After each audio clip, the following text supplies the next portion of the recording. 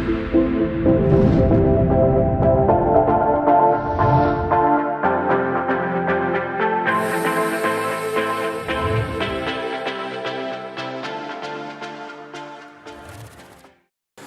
good morning, everyone. I've got with me Maria Hernandez, the Head of Innovation and Digital at DHL. And I've got Rodolfo Estrada, the Innovation Director at Subway. And Ed Churchill, who's the Head of Innovation at the Joint Special Operations Command for the US Army. And Michael Entner, the Executive Director at Verizon for Digital Strategy and Transformation. So I thought we'd start by, since the topic is innovation, which is quite a wide, kind of broad area, I thought we'd sort of go around and say exactly what innovation means to each one of you guys in each one of your fields. So I guess, Michael, do you want to go first? We'll go along the line here. Sure, I could do that. At Verizon, innovation for us is really about changing what the customer needs. I would say in the past 10, 20 years, we've always sold to our customers what they needed, and it came down to connections. We have now moved into a point where we want to help them change. And when I look at innovation, I think of it purely as change, metamorphosis of the organization, helping it become something different that can drive successful business outcomes. So we look at innovation as that mechanism which allows companies to change, grow, stretch, and really dominate their industry. Maria, do you want to go next? Absolutely. So over the years, I've distilled the definition of innovation to a basic formula. It's all about a business challenge. That's where it starts, and it's usually rooted in a pain point with a client or within the company. You enable that with technology to deliver customer value, and that is so powerful because you've got three key components that make up a really successful innovation. Ed, you want to go next? Sure. For the government, it's a little bit different. Some of the ways we look at it, we start with our end user, much like you. And ours is looking towards what they need to better accomplish their mission and to maintain, as a unit, strategic advantage. And we take that and come backwards from it and see sometimes the innovation for us is a complete new technology, but oftentimes it's doing jobs differently, using existing technologies in different ways, and getting to the point where we regain our competitive advantage, or if we have got it already, maintain and prepare for future fight. Yeah. My turn. Innovation at Subway, it's really a process that we follow from the very beginning, what we call the white space. I'm not going to go through all the steps right now, but we'll get into that in a little bit. But it's basically creating something from nothing magically. So, of course, at Subway, it's about the food and how we get to a concept that then becomes a prototype. So it's a team effort. Cross-functional team works together to develop new products or new platforms. And in my case, it's for Subway in Latin America. So one of the things that came up in the conversations we were having previously is that you guys are all from very different industries. We've got telecommunications, we've got delivery and logistics, and we've got food, and then we've got the military. So I wonder if we could start, Ed, by you talking a little bit about the difference between innovation in the public sector and go into a little bit about what we were talking about who has ownership when a government entity innovates, like who owns that IP. Yeah, great question. For us, I think we have a different why at the end of the day. Ours isn't we had a bad quarter or we didn't hit our profit lines. Ours are we left somebody on the battlefield and they don't come home. And that makes our why a little bit easier to transmit across the entire organization. For us, we still have the same problem where the people who are at the operators on the ground see it, the senior leaders see it, and we have a group in the middle who may be disconnected. And so the innovation for us is to drive that understanding of the why all the way down to the lowest member and through the entire organization so that people come to work. It's not a matter of we're coming to work to, oh, I've got these forms I've got to fill out, or hey, we have to make sure this delivery gets to the right place. But why does it matter that when you look at your efficiencies and you look at something and you're copying out of this and pasting over here or looking at multiple emails, why does that matter to the guy who's on the ground pulling the trigger and maybe didn't get the right information in the end of the day because we weren't quick enough. And so innovation for us is a different why sometimes, but I think at the end of the day, it feeds across everybody that once you get your organization fired up about why you want to do it, it becomes pretty easy. And I guess I'll go next to you, Mike. With something as vast a company as Verizon, how do you maintain a culture of innovation throughout the whole organization and across such a wide range of different operations? And talk a bit about what you were just saying before about the different areas in which... It's very interesting. When you look at a company like Verizon, it's just tremendous in scope. It's one of the largest organizations out there. And trying to foster a culture of innovation within the organization can be difficult. If you look at our roots, we started as a telecommunications company. We've gotten into content, we've gotten into security. We've reached out into various different areas over the years. And you'll see the same thing happening with other telecommunications companies as well. And trying to maintain a cohesive culture of innovation is somewhat difficult within our organization. So much so that we've actually had to create specific teams, like the one that I'm on, around innovation and fostering that innovative thinking within the organization itself. We've had to implement very special processes and procedures.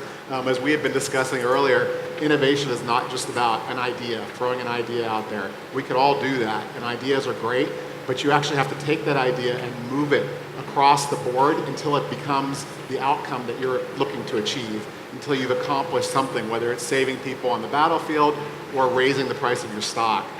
So for us, it's a constant battle, and I will tell you internally, we have to continue working in that same vein and reminding each other that we're there to innovate, not just sell some specific widget. That's what it comes down to for us. And how empowered have you been? And I think this is one of the things that we've all said in our pre-conversations is how you can empower not just innovation, as you say, just ideas, but a culture of innovation that goes through the entire company. Maria, how do you think you do that? Yeah. Well, one of the things that I've done throughout my career, both at DHL and on IBM and at a startup that I was at, is really about you have to unleash creativity within the employees. So provide a portal, for example, so that ideas can be collected. And as Mike said, those ideas do have to go through what I call a funnel. So you got lots of ideas, and you take them through an idea curation process, then you incubate them, develop a prototype, and then eventually if they have the, we do a feasibility study as well, just to make sure that it does have the business impact or the customer impact, or maybe it does impact the market in some way. And then that moves out to production. Some of them make it, some don't. As you all know, failing fast in the innovation space is a good thing. So encourage that. So as the ideas come in, we communicate, especially to employees, that we're open for ideas, right? So submit anything that they feel would help, whether it's a customer or internal to the company. And then from there we take it through, but they feel heard, and I think that's part of unleashing this creativity, that all ideas are good ideas, and some make it, some don't. Even if they don't, it was still a good exercise for us to go through. And Rodolfo, how does that kind of thing work in what's both a food business but also a diffuse kind of franchised model? Like, how do you encourage individual kind of Subway franchises to be innovative with what they're doing in terms of their recipes, but also talk a little bit about what you were saying about the supply chain management across all the different Latin American states and how difficult that can be? Sure. So in the case of Subway, of course, it's the largest QSR company in the world when it comes to the amount of restaurants. Latin America has 4,500 restaurants in 34 countries and 4 BUs. Some of the franchisees, they're very creative, and they have ideas for us to develop. So we do foster an environment of innovation and ideas, because sometimes some of the best ideas come from the field. The franchisees and their employees are the ones that are really closer to the guests. We call the customers our guests. So we do encourage that. Now, when the ideas come to us, we do have a process that we follow. That again is like white space, thematic research, concept prototypes, and so forth. And then we do taste tests with the guests, etc. So we do foster that for the chain. Can you give us an example of how that would work in practice? Like what sort of talk us through one idea from one sort of local area that then can move through the whole company? Absolutely. So one of the most creative franchisees that we have in the world happens to be in Puerto Rico, and his name is Lyle, and he is very creative. He's been a franchisee for Subway for many years, and he even develops new equipment to be able to develop new products for our guests. So as an example, we have a product that we call a Sauté Station, and the name has changed a little bit. The latest name is Food Theater Station, but basically imagine going to a hotel and ask for an omelette, and they make that in front of you. So at Subway, you have all the ingredients already available. So he's creating different platforms that can be used in that food theater station. So one of them is breakfast. Another one is sauté subs, to be able to get your subs with warm ingredients. And then the latest one is it's a pasta that is being tested in Puerto Rico as well. So that's a pretty good example that I can share with you guys. Great, thanks. So, Maria, coming back to you now, I sort of look around this room, and it's sort of a very diverse crowd. But the technology industry as a whole has a representation of women problem. I don't think that's a controversial thing to say. How do you think, and I guess the question for all of you, but as a woman working in this field, how can the industry, all of these industries, be more inclusive of women, more encouraging to include women in that culture of innovation that's so needed? Well, I've been one of the few pioneers, so I'm looking for others to join. But really have been honored to have had this opportunity to be in technology, to work for some amazing companies. And when it comes to innovation, and especially in tech, it's all about being heard, finding your voice, because a lot of the times what we end up doing as innovators is asking the why question, right? And I think Ed mentioned that earlier. We're asking, why is it taking so long for us to do this? Why are we not in the market? The question is why? And you have to be willing to kind of have the courage to do that in a meeting, or if you're in a product development group. If I had the opportunity to be at IBM Research, so even with scientists who have been at their, just at their work for many, many years, really asking, so what are we gonna do with this in the market? And you've been working on it for 10 years. So that, I think that is definitely something that, as innovators, whether you're a woman or a man, I think those are key. It's a key criteria. But certainly for women, sometimes for us, it's a little difficult to find our voice, so I encourage our male allies and all of the women to really support us in doing that. And sort of that same question to you guys, how in other industries, and I guess, would you say that the military is still quite a male-dominated culture in that kind of way, and how can that be changed? And also, I guess, the sort of food and telecommunications as well, like how do you encourage more innovation by women? Well, for us, it's a little bit different. It was funny, Maria called us an oxymoron because the government trying to innovate, the two is the biggest possible bureaucracy you can think of, trying to move rapidly. JSOC is a little different, where, and I'll say this with the understanding that 1,000 or a few thousand seems like a big number, but a few thousand people can move pretty quickly if you understand it. If you could just explain briefly, I guess, what JSOC is. Okay, yeah, fair statement. The JSOC is the Joint Special Operations Command. We fit underneath United States Special Operations Command, and we are tasked with the no-fail missions. So if there's a no-fail hard mission, we get it. One of the things that, to Maria, my immediate supervisor is a female and has been an operator for years and years and years.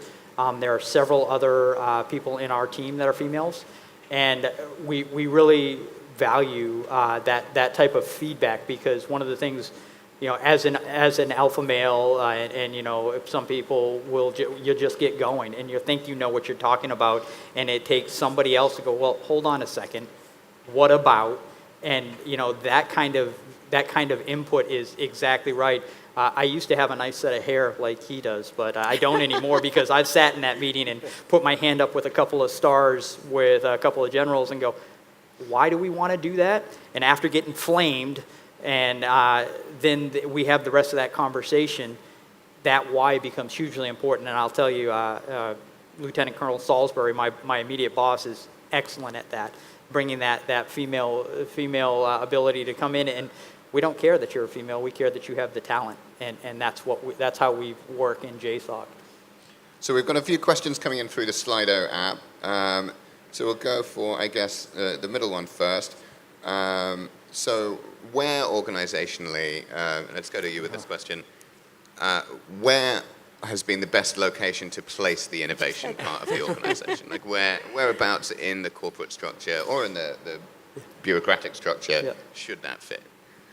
We had that discussion a little bit earlier.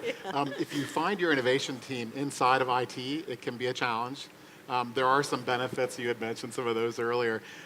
In my particular organization, we fall somewhere between sales and operations. We're a little bit outside, so that we're actually able to bring in resources from different parts of the company. And sometimes we bring in folks from outside the company as well.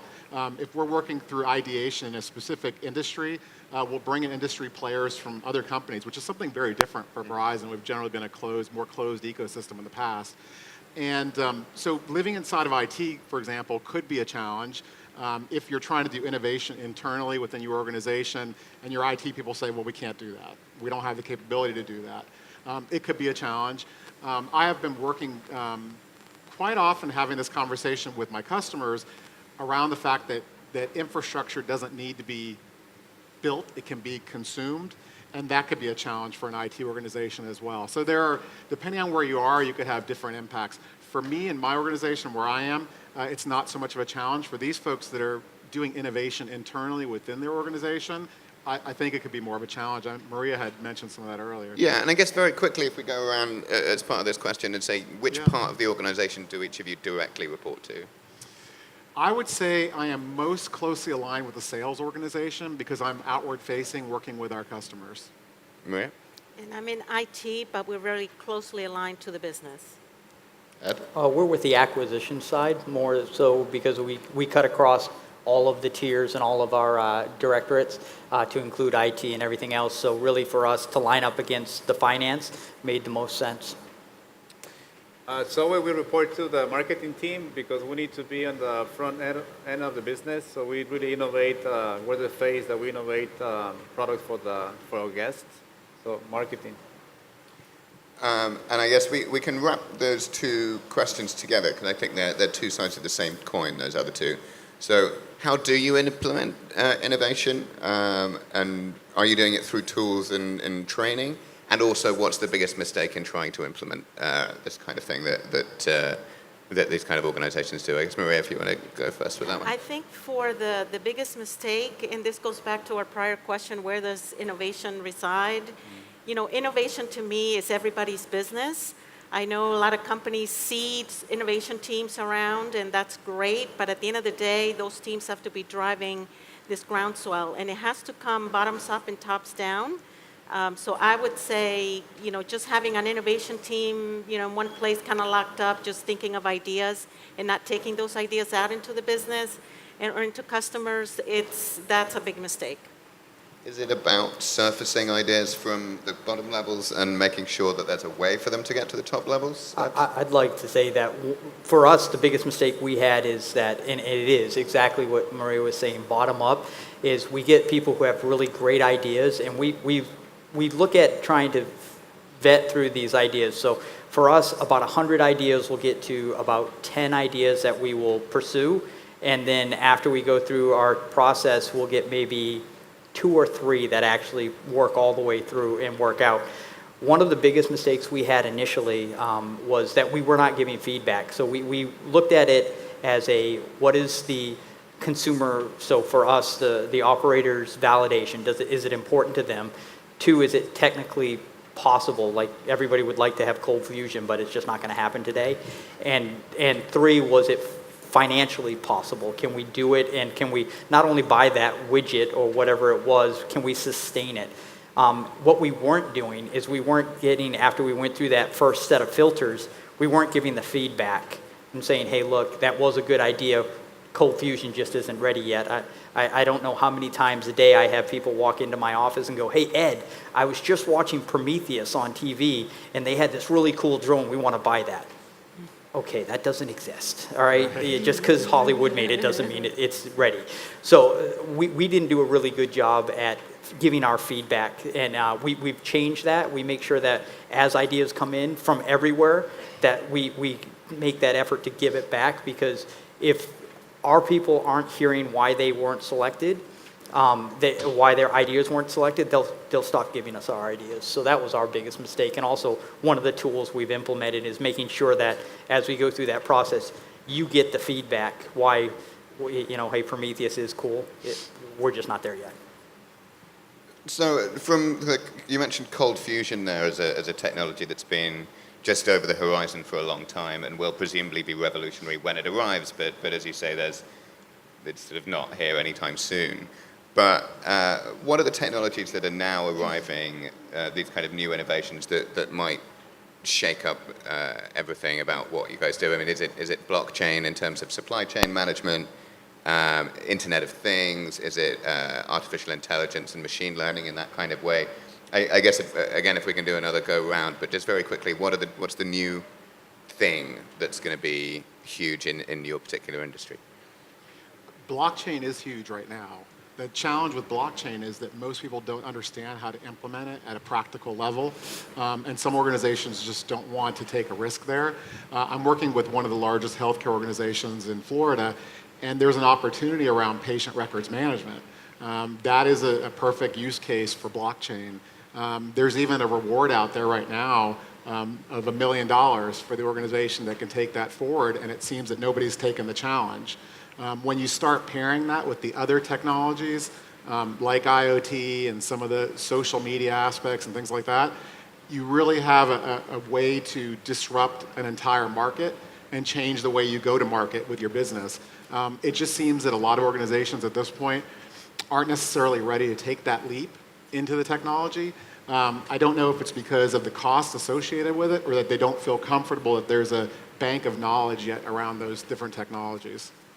Maria, would you say that's the same in your experience? For us right now, I mean, your typical, IoT, AI, AR, digital assistants, and the way that I and the team kind of build a portfolio of these emerging technologies is we have some that are potentially going to disrupt the market or the way we do business, and some that are just more process automation, which will benefit from these technologies.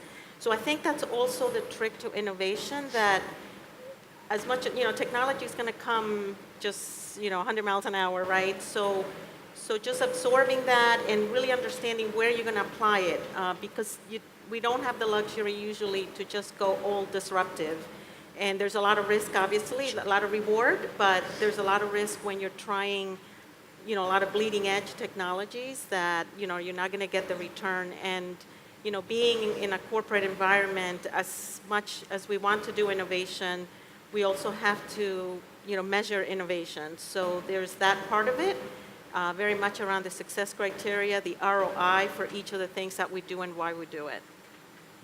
Ed, did you say that's right? For us, it's going to be, I think what we're looking at right now is actually some of the really high-end technologies towards automation, where we could have a situation where you have an operator in an area that has the appropriate sensors. So, because we're Army, instead of calling it the Internet of Things, we call it the battlefield of things. So bot for us, we want to look at how do we integrate all that information and then have decisions being made that are capable of answering the immediate need. So if somebody is in a fight right now, I can tell you how many rounds he's firing by a simple accelerometer on his weapon that's giving that feedback, and I know if that's a sustained rate of fire, and I know what he has left on him because I've been watching that, and I can have a drone just automatically pick up and drop off more ammunition with that one guy. That, you know what, if it gets shot out of the sky, it's not like a helicopter got shot out of the sky.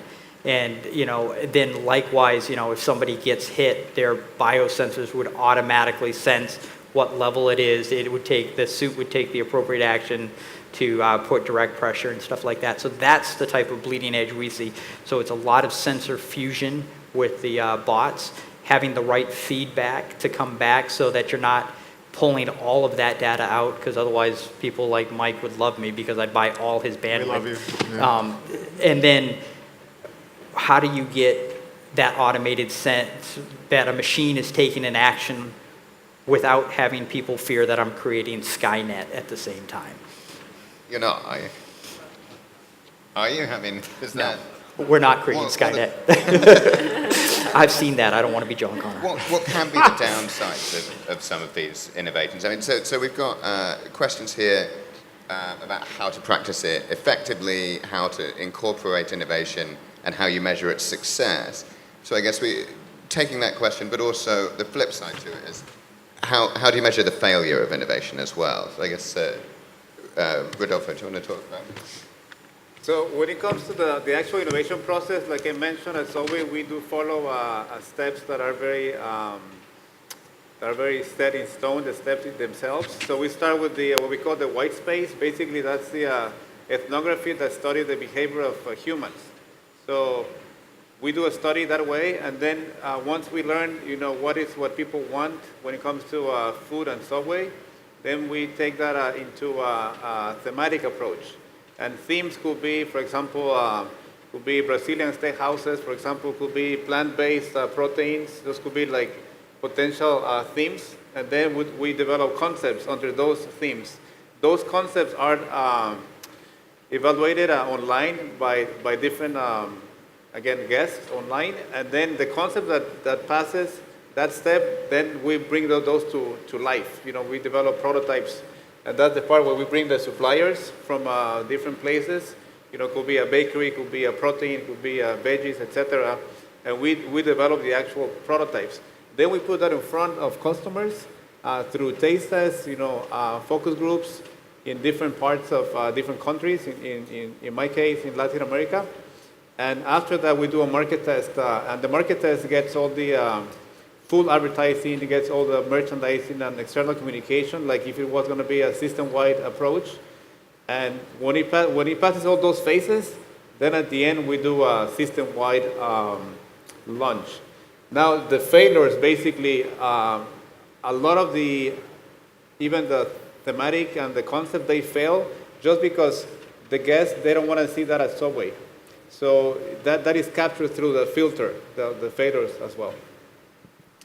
How else do you measure success or failure of innovation? We actually will start out with metrics. We're looking to achieve very specific metrics working with a customer. So we will identify that up front, and then we're going to work towards that. If we can't identify that something has actually occurred that is beneficial, that provides a positive outcome, we need to fail it quickly and start over again. So we will use various levels of metrics, but they're usually around people, process, and technology, those same pillars. And we will ask ourselves, did we answer the question we started out with? We usually start with a bold question. For example, if we were working with somebody in the oil industry, what happens tomorrow if oil is no longer needed? That's a very serious question. You'd be surprised how many oil industry execs will say that's never going to happen. But we can see that we're moving towards something different. So we start, when we work through any type of new innovation, we want to see that there's actually a tangible effect coming out of it. And so we do state it up front and move towards that. Maria, is that the same for you? Do you sort of start with the target, it's sort of goal-oriented from the beginning? Yes, very early on, we define that also with the business. And, I mean, we measure everything, you know, productivity savings, you know, reduction in customer service calls. So there's, depending on the project or the idea that's being evaluated, then the the success criteria varies. What about the fact that you guys exist in all of your organizations? Should and how widely spread through the industry is having an innovation department? I mean, how should this be something that every company has, even sort of from the small startups, or is it a luxury that only big organizations can have? I would say, and it kind of talks about, one of your questions talk about that, it needs to be a part of your daily conversation. You need to be taking a hard look at what you're doing today and if that is a viable and sustainable process. Because as you go forward, you may find that, this for us, this rifle has been a mainstay for us forever.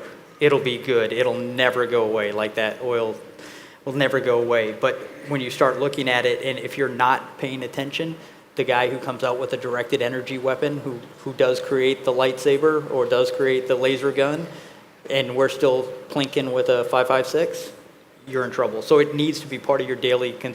And the way we can tell that we're doing the right thing and we're cutting across the right people is when we show up. Don't judge me. We're huge Star Trek fans. I can always tell we're doing all right if I show up and they have like an R2-D2 picture on their slide somewhere or something like that. I know we're getting to them.